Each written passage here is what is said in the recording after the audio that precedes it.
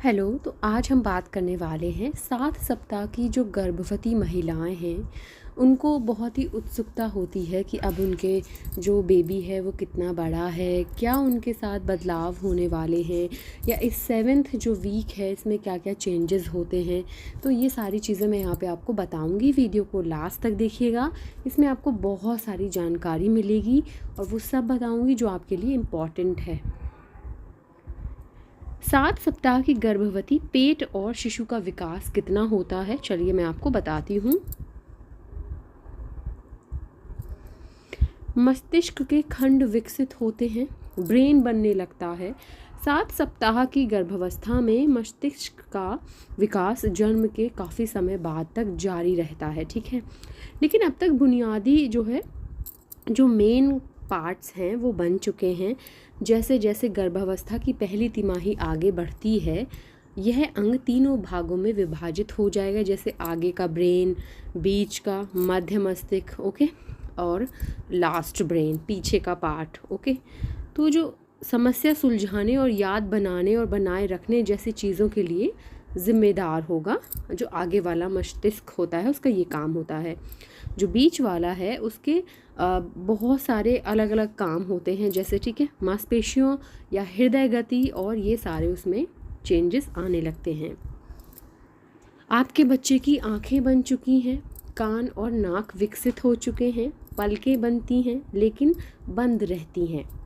कलियां जो बाद में उसके अंग बनेंगी, जैसे कि जो आपने देखा होगा लिम्स होते हैं, मतलब पैरों की जगह पे छोटे छोटे गांठ जैसे इस तरीके से होते हैं, तो वो धीरे धीरे शेप में आने लगेंगे, और जैसे चप्पू जैसे हाथ और पैर भी बन रहे हैं धीरे धीरे। 7 सप्ताह में लक्षण क्या क्या हैं जो आपके साथ होंगे वो आप देख लें।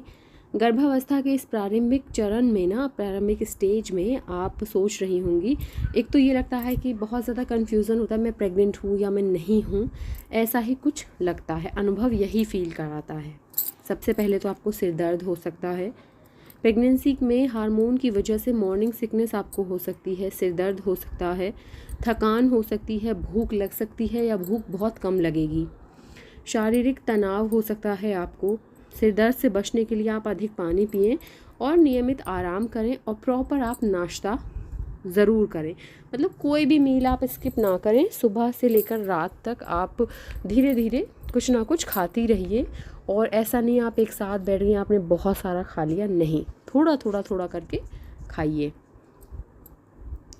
आपको बार बार टॉयलेट आ सकता है। गर्भावस्था के दौरान रक्त की मात्रा में वृद्धि और हार्मोनल चेंजेस होने की वजह से किडनी पे थोड़ा सा असर पड़ता है, जिसकी वजह से यूरिन बहुत ज़्यादा बनने लगता है, जबकि आपका बढ़ता हुआ गर्भाशय भी आपके मूत्राशय पर दबाव डालता है, जिससे आपको बार बार टॉयलेट आता है। तरल पदार्थ कम करने के लिए खूब पानी पिएं, साथ ही अपने आप को आराम करें, और बार बार पेशाब आ रहा है तो आपको बार बार पेशाब जाना भी, ऐसा नहीं आप रोक के बैठें, ठीक है। अपने मूत्राशय को पूरी तरीके से खाली करने के लिए पेशाब करते समय आगे की ओर झुकें। अपनी पैल्विक फ्लोर की मांसपेशियों को मजबूत करने के लिए कीगल व्यायाम करें आप। चाय, कॉफ़ी, चॉकलेट और मसालेदार भोजन आपको नहीं करना है, ये आपके टॉयलेट में आपको जलन पैदा कर सकता है। रात के समय बाथरूम जाने से आपको बचना है ताकि आप आराम से सो पाएँ, इसीलिए आपको रात में पानी कम पीना है, मतलब शाम से ही जितना पानी आपको ज़्यादा पीना है सुबह से लेकर दोपहर तक पी लीजिए। शाम में आपको थोड़ा पानी पीना ताकि आपको रात में दिक्कत ना हो, बार बार आपको टॉयलेट ना जाना पड़े, नींद ना ख़राब हो आपकी। कभी कभी बार बार पेशाब आना मूत्र पथ के संक्रमण का संकेत हो जाता है, इसीलिए यदि आपके मूत्र में खून आता है तो आपको पेशाब करते वक्त जलन महसूस हो सकती है। पेट का निचला हिस्सा हल्का होता है। यदि आपको पेशाब करने की इच्छा होती है लेकिन कुछ बूंदें ही निकलती हैं तो अपने डॉक्टर से ज़रूर मिलें। और जो आपका बेबी है ना, वो इस वक्त 7th वीक में राजमा के बराबर या एक अंगूर के बराबर होता है, जो लंबा अंगूर होता है पतला, उसके बराबर उसका साइज़ होता है।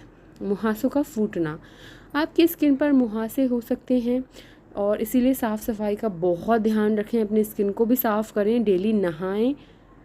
अगर आपको बहुत ज़्यादा पिंपल्स हो रहे हैं तो एंड्रोजन नामक हार्मोन में वृद्धि होने के कारण ऐसा होता है। मुहासे के इलाज के लिए किसी भी दवा या आप इस तरीके की टैबलेट्स मत खाइएगा, ये नॉर्मल तरीके से ठीक हो जाएंगे। आप घरेलू उपाय कर सकती हैं। पेल्विक में हल्की ऐंठन हो सकती है। पेल्विक ऐंठन तब भी महसूस हो सकती है जब आपका बच्चे की हलचल को महसूस नहीं कर पा रही हैं। आपके गर्भाशय में बहुत सारी गतिविधियां चल रही हैं, इसीलिए आपको थोड़ी सी स्पॉटिंग भी महसूस हो सकती है। इसमें घबराने वाली बात नहीं है क्योंकि यह बहुत सामान्य है। हालांकि यदि ऐंठन सामान्य मासिक धर्म के दर्द से अधिक आपको बहुत दर्द हो रहा है तो आप तुरंत डॉक्टर के पास जाएं। अगर ऐसा दर्द है कि मीठा मीठा दर्द है, बार बार हो रहा है, थोड़ा थोड़ा हो रहा है, तो इट्स ओके। लेकिन इतना हो रहा है कि आप उसको झेल नहीं सकती तो आपको तुरंत डॉक्टर के पास जाना चाहिए। 7 सप्ताह की गर्भवती के लक्षणों में चक्कर आना, मतली, उल्टी के साथ साथ अन्य लक्षण भी शामिल हैं जिन्हें आप अब तक अनुभव कर रही हैं। गर्भावस्था के 7वें सप्ताह में अल्ट्रासाउंड। 7वें सप्ताह के गर्भवती अल्ट्रासाउंड में आप अपने भ्रूण का प्रमुख विकास देखेंगी। 7 सप्ताह के भ्रूण में अग्नाशय, यकृत और अपेंडिक्स जैसे प्रमुख अंग बन चुके होंगे। आप 7 सप्ताह के गर्भवती के अल्ट्रासाउंड में उसके कान, नाक, कान, मुंह, पैर की उंगलियां और उंगलियां भी पैर की और हाथ की उंगलियां भी आप देखेंगी। तो ये सारे चेंजेस आते हैं बेबी में और इस तरीके के बदलाव आते हैं मम्मा के अंदर। तो आप ध्यान दें, अपनी चीज़ों को इग्नोर ना करें, सारी चीज़ें नोटिस करें। ओके, ऐसी और भी वीडियोस के लिए हमारे चैनल को सब्सक्राइब करें। Thank you so much. मिलती हूँ नेक्स्ट वीडियो में। Take care.